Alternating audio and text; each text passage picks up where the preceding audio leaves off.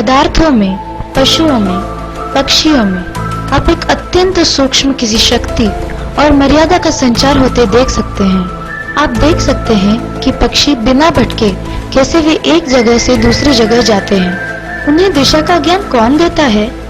उनमें इतनी सूझबूझ और विवेक होता है जैसे जंगल में शेर।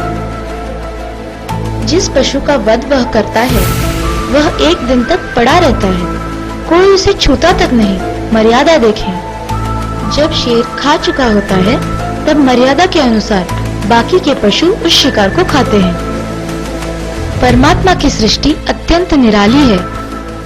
मैं हजारों वर्षों की वो वृद्ध महिला हूँ जो प्रभु की रचना को साक्षी स्वरूप में हमेशा देखती रहती है। मैं प्रकृति हूँ और आज मैं प्रभु की एक अत्यंत सुंदर और रोचक रचना के बारे में बताऊंगी। मैं बताऊंगी मनुष्य किस प्रकार एक विस्मयकारी प्राणी है, किस प्रकार उसके अंदर सर्वशक्तिमान परमात्मा कुंडलिनी के स्वरूप में विराजमान है।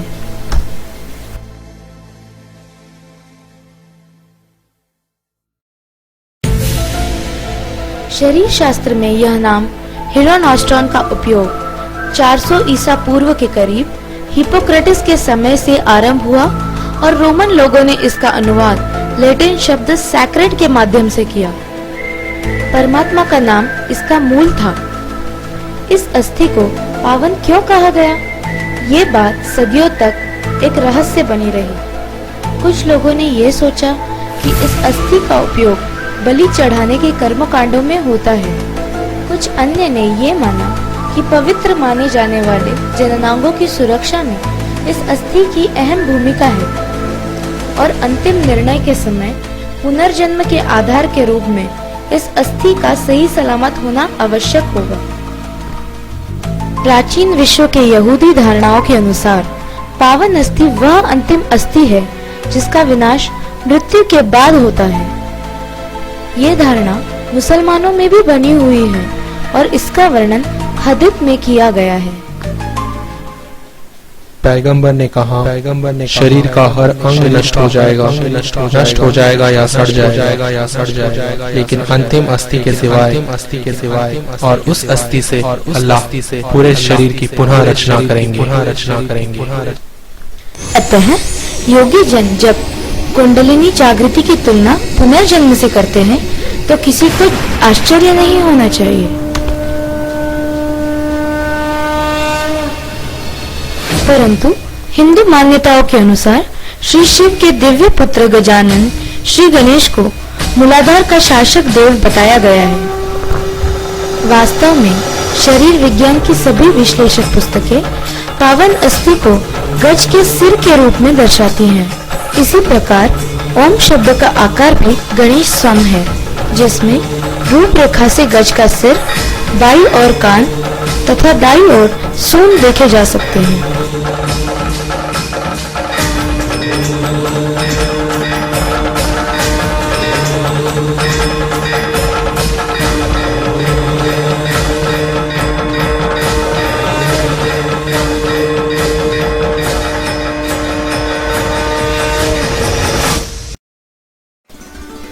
इस तथ्य को बहुत थोड़े लोग जानते हैं। सुषुम्ना नाड़ी अत्यंत छोटी है, अत्यंत पतली, ब्रह्म नाड़ी के ठीक मध्य में। कारण मनुष्य का अपने कर्मों से लिप्त होना। ये अत्यंत सूक्ष्म ब्रह्म नाड़ी पापों और बुराइयों के कारण इतनी संकीर्ण हो जाती है कि कुंडलिनी के अत्यंत सूक्ष्म तंतु ही इसमें से गुजर सकते हैं। कुंडलिनी के पतले तंतुओं से बनी प्रकाश में रस्सी सम होने की कल्पना करें। यह स्थिति है। नीचे सतह पर यह किसी प्रकार का एक छोटा सा मार्ग बनाने का प्रयत्न करती है ताकि ब्रह्म नाड़ी के इस अत्यंत संकीर्ण मार्ग से कम एक तंतु को गुजारा जा सके और उसी एक तंतु से यह ब्रह्मरंध्र का भेदन करती है। लेकिन क्या कुंडलिनी को इतनी सहजता से उठाया जा सकता था? क्योंकि यह कुंडलिनी पूर्ण धर्म है, धर्म परायणता है, पूर्ण पावनता है, इतना आदर्श व्यक्तित्व है कि उससे आगे कुछ भी सोचा नहीं जा सकता। वो किसी भी प्रकार की मर्यादा विहीनता को बर्दाश्त नहीं कर सकती। योग मृत संस्था नहीं है, यह जीवंत प्रक्रिया है, पूर्णतः जीवंत प्रक्रिया। जीवंत प्रक्रिया के साथ आप कुछ भी नहीं कर सकते, अतः यह सहज है। परंतु जो जीवंत है वह हमारे अंदर बहुत सी जटिल संस्थाओं के साथ स्वतः कार्यान्वित हो रही है। यह संस्थाएं जीवंत है और इन्हें इस बात का भली भांति ज्ञान है कि वे क्या कर रही हैं। अतः जो कुछ भी जीवंत है उसकी भली भांति देखभाल होती है, वह जीवंत रूप से भली भांति आयोजित है। परंतु हम इसे समझते नहीं क्योंकि हमारा व्यवहार तो मृत चीजों के साथ है। कुंडलिनी यदि इतनी योग्य है, वह यदि सब कुछ जानती है, तो वह अपने आप में ही अस्तित्व है। आपके सिर तक इसका आना क्या सरल है? नहीं। अतः जो मानव अपनी कुंडलिनी उठाना चाहते हैं, उन्हें इसे रिझाने के तरीके खोजने पड़ेंगे। इसी खोज के परिणाम स्वरूप भिन्न प्रकार के योग उभरे हैं, जिन्हें हम हठ योग या क्रिया योग, भक्ति योग, ज्ञान योग, कर्म योग तथा राजयोग कहते हैं। मनुष्य जब निराश होता है तो समीप के पेड़ से स्वयं को फांसी लगा लेना चाहता है, तो यह भी एक निराशा योग है। और इसके बाद है धर्मांधता,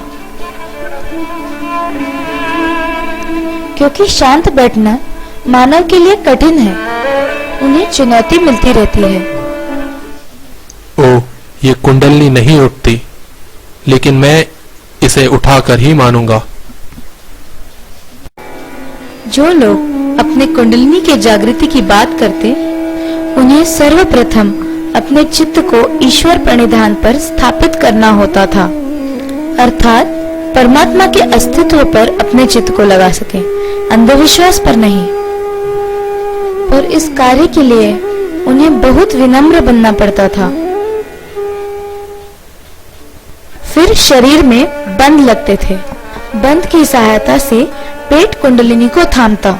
कुंडलिनी जब ऊपर जाती तो चक्र बंद हो जाते ताकि ऊर्जा ऊपर को ही रहे।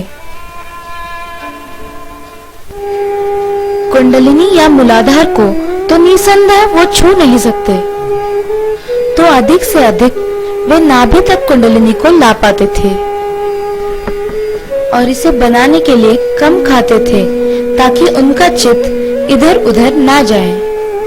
वे अपने चित्त को कुंडलिनी पर बनाए रखते थे और अपनी घोर तपस्या से कुछ कुछ इंच ऊपर आई कुंडलिनी को नीचे न गिरने देते थे।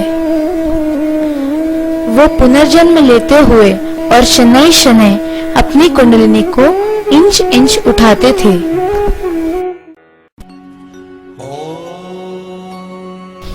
दस धर्मादेशों में कहा गया है कि पृथ्वी और स्वर्ग द्वारा जिसका सृजन किया गया हो, उनका पुनर्सृजन और पुनरुत्पादन नहीं किया जाना चाहिए, उनकी पूजा की जानी चाहिए।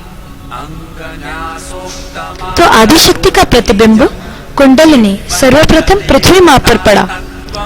कुंडलिनी के विषय में हम कह सकते हैं कि यह आदिशक्ति की शुद्ध इच्छा है।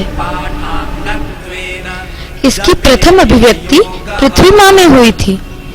इस प्रकार से कुंडलिनी प्रकट हुई, जिसने एक बहुत बड़ी सीमा तक पृथ्वी माँ को ठंडा कर दिया। अतः विराट, पृथ्वी माँ और मानवों में यह जबरदस्त समानता हम देख सकते हैं। परंतु मानव ने यह बात नहीं समझी है कि किस प्रकार वह पृथ्वी माँ से जुड़ा हुआ है। पृथ्वी माँ के भिन्न भिन्न चक्रों में से गुजरती हुई कुंडलिनी ने अंततः कैलाश का भेदन किया। रुचिकर बात यह है कि ये अष्टविनायक 8 गणेश भौगोलिक रूप से पुणे नगर के चरों ओर हैं।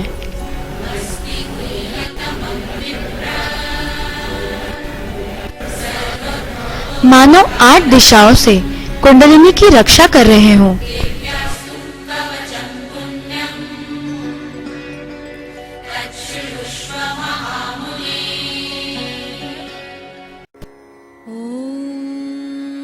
इन्हीं महान गुणों के कारण संसार में कई महान व्यक्तियों का जन्म हुआ।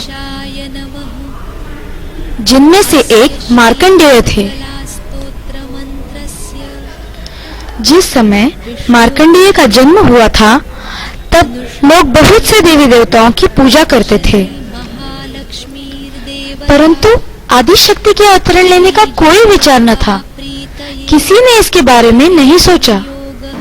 वो कभी पृथ्वी पर नहीं आई और मार्कंडेय जी ने ही आदि शक्ति को आकार दिया।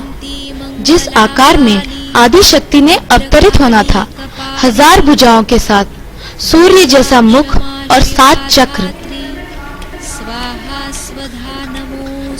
इस प्रकार भारत अत्यंत आशीर्वादित है। इन चीजों को बहुत आशीर्वाद है। मार्कंडेय ने कुंडलिनी, देवी कवच तथा आदि शक्ति के बारे में बहुत कुछ लिखा जो अत्यंत प्रसिद्ध हुआ। इसीलिए वे आदि शक्ति के सबसे प्रिय पुत्र थे। रामदेव, तुकाराम, एकनाथ अपने गीतों तथा कविताओं द्वारा अपने आसपास कई भोले भाले साधकों के अंदर यह लौ जगाने में कामयाब हुए कि एक दिन माँ जगदम्बा आएंगी और उनके सारे दुख हर लेंगी। आज भी वहाँ भक्तगण उस आशा के दीप को जलाए हुए हैं कि एक दिन अम्बा वहाँ आएंगी और उनके सारे पाप हर लेंगी।